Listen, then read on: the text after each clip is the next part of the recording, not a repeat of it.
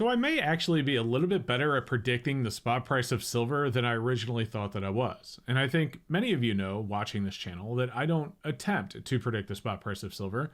I don't look at the numbers and say, well, based on this chart or that chart or what's going on, that, you know, silver's going to go up today, or it's going to go up to this number, or that silver's going to hit $40 tomorrow. However, it does seem that I'm really good at predicting when silver's going to drop.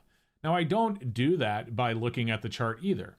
What I do is I go out and I buy silver. So you guys know, just the other day, I released a video where I bought a bunch of silver at a coin show. Now, I was looking for some stuff for my auctions and for my website, but I also bought a little bit of stuff that also went into my private stack. And unfortunately, as it seems to always do, the price of silver dropped. And this is what I'm talking about. Let's take a look at today's spot price. You can see silver is sitting at right now $31.48. That is down $1.30 for the day, or 3.98%. And I'll be honest, that's actually up a little bit from where it was not long ago, because when I started deciding to record this video today, it was actually down even a little bit more. Take a look at the low. You can see it was actually down as low as $30.85 today. But that's really not a huge difference from where it's been over the last month or more. If we go back all the way to September 24th at 32, September 23rd at 30.69, you can see for the last couple of months we have been in this range. But it has taken a pretty significant hit today. And that does seem to be pretty typical with when I buy silver. Whenever I make a purchase of silver, it's generally right before it drops. I don't know why it works that way, but I'm sure many of you have experienced the same thing.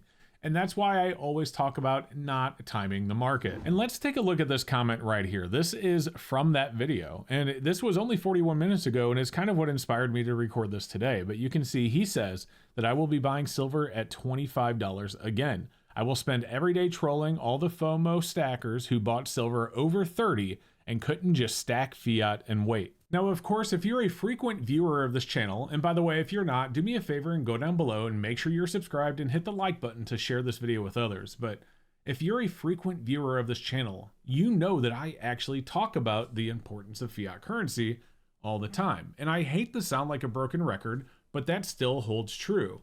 While what this guy said was kind of childish, if you will, by saying that he's trolling those that are buying silver right now, that doesn't mean that he's not incorrect about having fiat currency. You do want to have fiat currency so you don't find yourself in a possible financial bind that forces you to sell your silver in a bad time. You don't want to be forced to sell the silver that you bought at $35 an ounce today because you find yourself in a bad situation. I mean, I bought this tube of silver just the other day at $32.50. I paid a premium on it. If I were to go out and sell it to a shop today, I would most definitely lose money.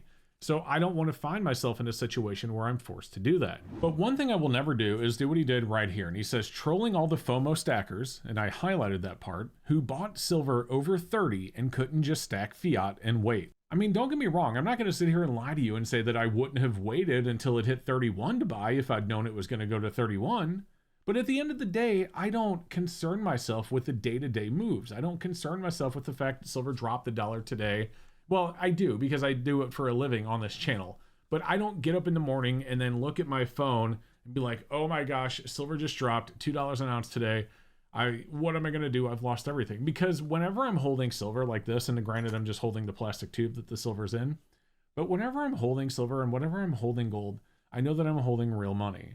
And while I do understand that the day-to-day value fluctuation of fiat currency of that real money does vary, and I do realize that here in the United States, that fiat currency is king. That is what you buy and sell things with. That's what you pay for your mortgage or rent with. That's how you buy your car. That's how you buy your gas. That's how you pay your utilities.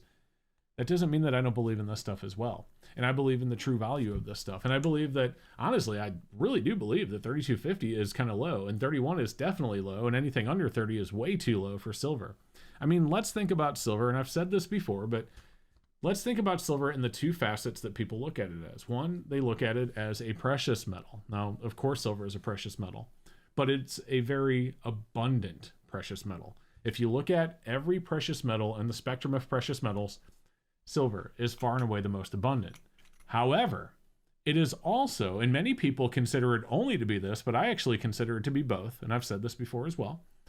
Silver is also an industrial metal. And if you look at silver as an industrial metal, it's quite scarce. Look at how much silver is produced every year or mined every year compared to the amount of steel and iron and copper. It's not even close.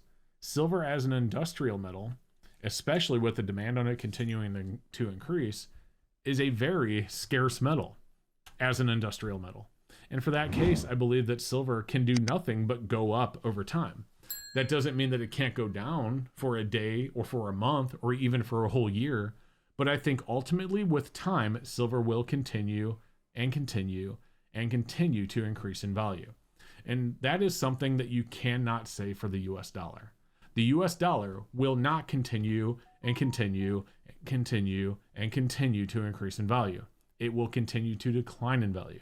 If you would have taken in 1964, we talk about the whole gas analogy, we talk about the quarter and the gallon of gas, but let's just say you had $10,000 and you took that $10,000 in 1964 and you shoved it under your mattress.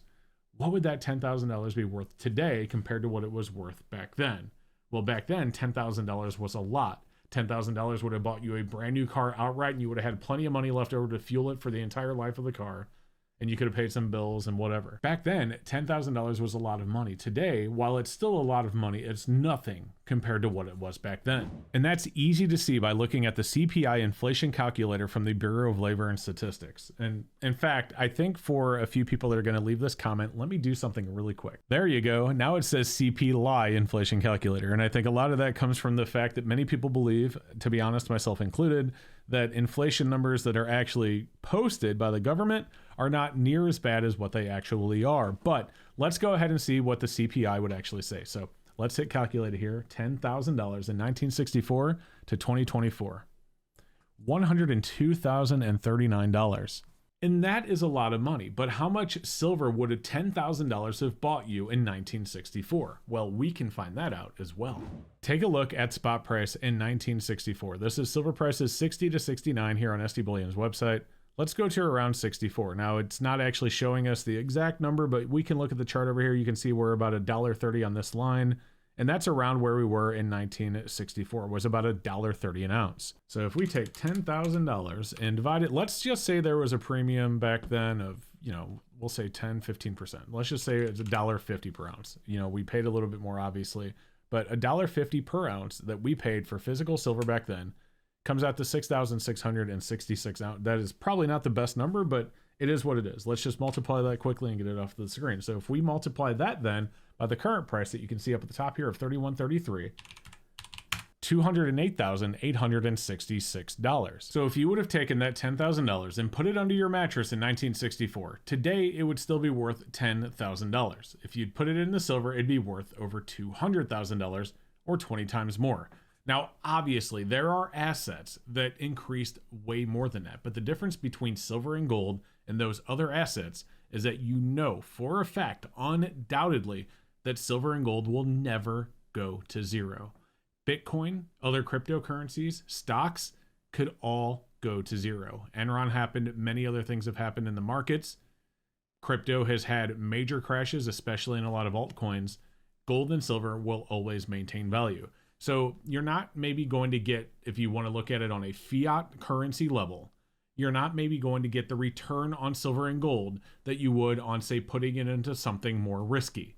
But what you are going to have, as I've already said in this video, is a hard physical asset that is real money, that is always going to be worth something, and that in an actual financial collapse will continue to maintain value. And that is why I stack silver, and that is why I stack gold. And that is why when I see the market fluctuations, when I see gold or silver go down a little bit after I bought some, I don't wake up the next morning and cry myself to sleep. I just keep taking extra money that I have that I don't put into my stock portfolio because I have a quite diverse one, because I use that to make more fiat, that I don't put into my savings, that I have fiat set aside so that I can take care of emergencies. When I have that extra money, this is where it goes. And this is what I feel the most comfortable and the most confident about owning. That's my thoughts, though. I would love to know yours. So do me a favor, guys, if you like this channel, if you learned a little bit in this video, hit the like button and do me a favor and leave a comment. Both of those things help YouTube decide whether or not they're going to recommend this video to others. So I would definitely appreciate that you did that. Also, as I said earlier, if you're new here and you haven't done so yet, make sure you go down and subscribe. Guys, I really appreciate you being here. Have a great rest of your day, and we'll see you next time.